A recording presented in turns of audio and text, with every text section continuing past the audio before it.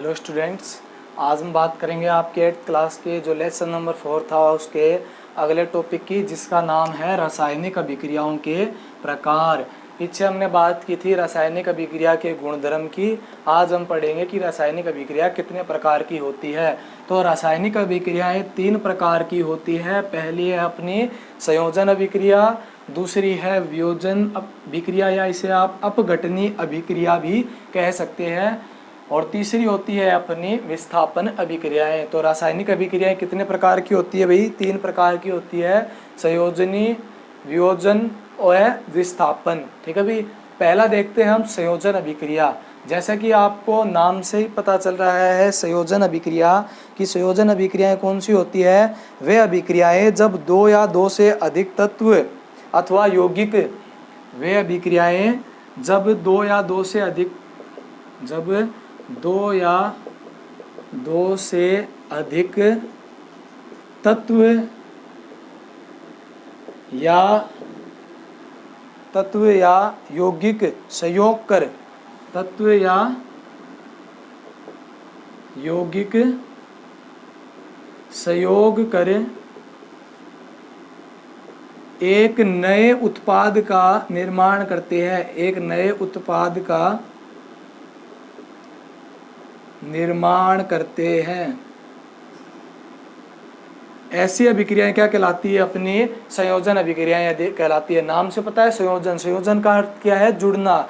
मतलब इसके अंदर क्या होगा, देखिए परिभाषा, जब 2 या 2 से अधिक तत्व या यौगिक संयोग कर एक नए उत्पाद का क्या करते हैं? अभी निर्माण करते हैं, उसे हम क्या कहते हैं? संयोजन अभिक्रिया। तो संयोजन अभिक्रिया के अंदर हम क्या देखते हैं कि जैसे 2 तत्व की हमने बात की है, तो पहला हो गया अपना लोहा।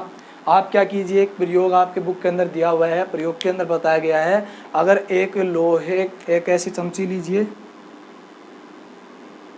इस चमची के अंदर क्या करिए आप, लोहे का चूर्ण डालिए। उस लोहे के चूर्ण को क्या कीजिए, एकदम अत्यधिक ताप तक गर्म कीजिए, और गर्म करने के पश्चात इसको एक ऐसी प्रखनली या एक ऐसे बीकर के अंदर लेकर जाइए जिसके अंदर क्या भरी हुई है? ऑक्सीजन भरी हुई है। ठीक है भाई। आप कुछ समय पश्चात क्या देखेंगे कि ये जो गर्म हुआ जो लोहा है वो इस ऑक्सीजन से संयोग करके एक जो फुलझड़ी होती है उसकी तरह जलना क्या कर देता है? प्रारंभ कर देता है। तो हम यहाँ पर क्या देखते हैं कि देखिए अभिक्रिया लोहा प्लस ऑक्सीजन, देखिए 2 अलग अलग यौगिक है, सॉरी 2 अलग अलग क्या है अपने तत्व है, लोहा प्लस ऑक्सीजन, दोनों ने मिलकर क्या की? रासायनिक अभिक्रिया। कौन सी अभिक्रिया? संयोजन अभिक्रिया। और किसका निर्माण किया? फेरस ऑक्साइड का, मतलब लोहे के ऑक्साइड का इसने क्या किया? निर्माण किया। तो वह अभिक्रियाएं जिसके अंदर 2 या 2 से अधिक तत्व संयोग कर क्या करते हैं? एक नए उत्पाद का निर्माण करते हैं, वो क्या कहलाती है? अपनी संयोजन अभिक्रिया। एग्जाम्पल हो गया Fe प्लस O2, 3Fe, मतलब 3 कितने आयरन के अणु, 2 ऑक्सीजन के, इन्होंने संयोग किया तो किसका निर्माण हुआ? Fe3O4। ठीक है भाई। यहाँ पर 4 आ जाएंगे, 2 यहाँ पर इसका क्या आ जाएंगे? 4 अणु आ जाएंगे ऑक्सीजन के। या आप नेक्स्ट क्लास में पढ़ेंगे अभिक्रिया संतुलित करना।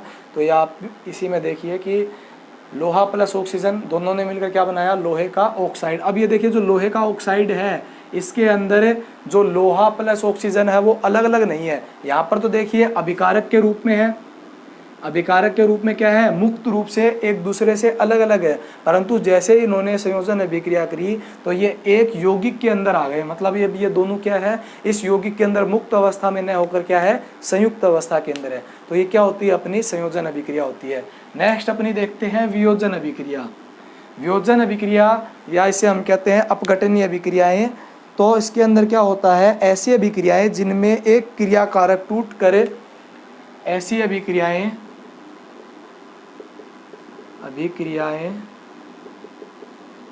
जिसमें एक क्रियाकारक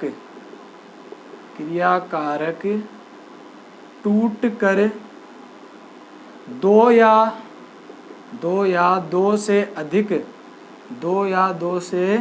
अधिक नए उत्पाद का निर्माण करता हो। ये तो क्या होगी इसकी परिभाषा। इसके अंदर देखिए ऐसी अभिक्रिया जिसमें एक क्रियाकारक मतलब एक अभिकारक जो रासायनिक अभिक्रिया में क्या लेता है, भाग लेता है, उसे हम क्या कहते हैं, क्रियाकारक।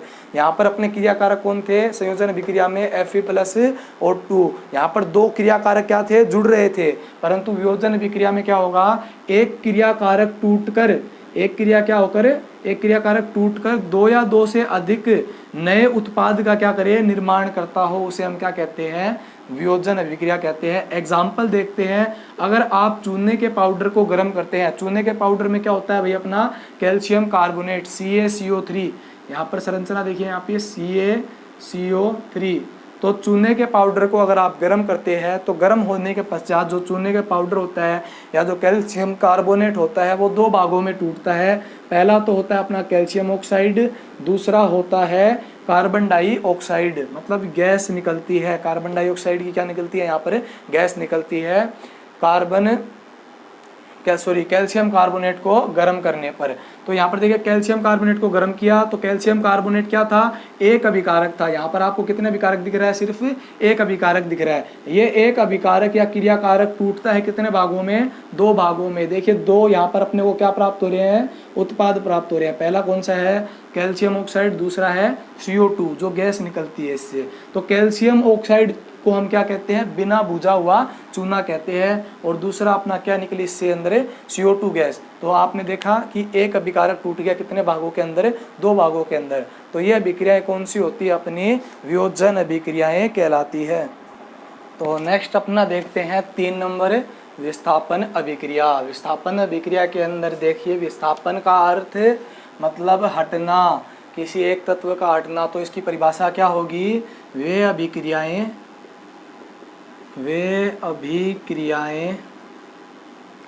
जिसमें क्रियाकारक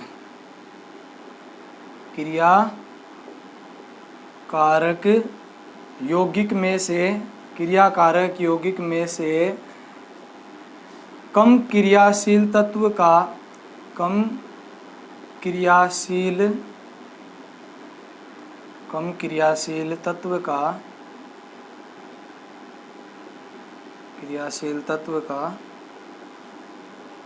अधिक क्रियाशील तत्व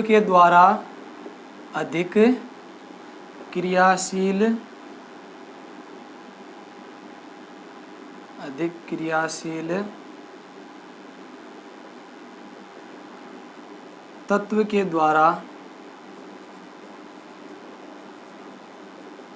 विस्थापन होता है। तो देखिए परिभाषा के अंदर वे अभिक्रियाएं जिसमें क्रियाकारक यौगिक में से, मतलब यहाँ पर जो क्रियाकारक अभिकारक जो अपना भाग लेगा वो क्या होगा, एक यौगिक होगा। उस क्रियाकारक यौगिक में से कम क्रियाशील तत्व का किससे, अधिक क्रियाशील तत्व से क्या हो, विस्थापन हो। तो वो अभिक्रियाएं क्या कहलाती है, विस्थापन अभिक्रियाएं। एग्जाम्पल हम देखते हैं कि एक बीकर के अंदर आप क्या कीजिए, कॉपर सल्फेट का विलयन लीजिए। क्या लिया हमने इसके अंदर, कॉपर सल्फेट CuSO4 का क्या लिया, विलयन लिया, जो कैसे रंग का है, नीले रंग का। इसका रंग कैसा है, नीला। और इसके अंदर हमने क्या कर दिया, एक लोहे की कील को डाल दिया। इस विलयन के अंदर हमने क्या किया, लोहे की कील को डाल दिया। तो कुछ समय पश्चात आप क्या देखेंगे कि जो विलयन का जो रंग था वो नीले से कैसा हो जाता है, हरा हो जाता है। कैसा हो जाता है भाई, हरा हो जाता है। क्या किया हमने, कॉपर सल्फेट का एक विलयन लिया जिसका रंग कैसा था, नीला, और यहाँ पर जो कील थी वो उसको क्या कर दिया, इसके अंदर डाल दिया। तो कुछ समय पश्चात जो विलयन है वो नीले से कैसा होता है, हरा। अब ये हरा क्यों जाता है, तो उसका कारण है विस्थापन अभिक्रिया। विस्थापन अभिक्रिया के इसके अंदर होता क्या है कि जो कॉपर सल्फेट होता है, यहाँ पर क्या होता है अपना कॉपर सल्फेट है। इस कॉपर सल्फेट के यौगिक के अंदर आपको दो तत्व दिखाई दे रहे हैं। देखिए पहला तो कॉपर, दूसरा सल्फेट, ठीक है भाई। और एक अभिकारक अपना कौन सा है, फेरस है। यहाँ पर दो कितने अभिकारक भाग ले रहे हैं, दो अभिकारक भाग ले रहे हैं। तो इसके अंदर जो फेरस है वो अपना कौन है, लोहे की कील है। फेरस मतलब आयरन या लोहा, अपने क्या है यहाँ पर लोहे की कील, और कॉपर सल्फेट का हमने क्या ले रखा है, विलयन ले रखा है। अब देखिए कि जो फेरस होता है वो कॉपर से क्या होता है, अधिक क्रियाशील होता है।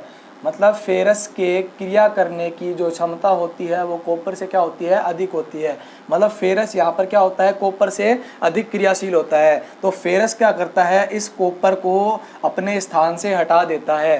मतलब फेरस किसके साथ जुड़ा हुआ है, अभी कॉपर के साथ जुड़ा हुआ है। तो ये फेरस कॉपर को तो क्या कर देता है, यहाँ से हटा देता है और स्वयं किसके साथ आकर जुड़ जाता है, सल्फर के साथ आकर जुड़ जाता है। तो देखिए फेरस प्लस को किसके साथ अभिक्रिया कराई, कॉपर सल्फेट के साथ। तो फेरस क्या है यहाँ पर अधिक क्रियाशील, कॉपर क्या है कम क्रियाशील। तो फेरस ने क्या किया, कॉपर का विस्थापन कर दिया। तो कॉपर के विस्थापन होने से अपने यहाँ पर एक नया यौगिक अपने को प्राप्त हुआ, जिसे हम क्या कह रहे हैं, फेरस सल्फेट। पहले क्या था, कॉपर सल्फेट। कॉपर सल्फेट में से कॉपर को तो क्या कर दिया, बाहर निकाल दिया, किसने, फेरस ने। और यहाँ पर अपने को एक नया उत्पाद प्राप्त हो गया, जिसे हम क्या कहते हैं, फेरस सल्फेट, FeSO4। और यहाँ पर आप देखेंगे जो कॉपर है वो क्या हो गया है, मुक्त हो गया है। तो इसके अंदर अभिक्रिया क्या होती है कि जो लोहे की कील होती है उससे जो अपना फेरस होता है या जो आयरन होता है वो तो किस में घुलता रहता है, कॉपर सल्फेट में घुलता रहता है। और जो कॉपर सल्फेट का जो कॉपर होता है वो लोहे की कील के ऊपर जाकर जमा होने लगता है।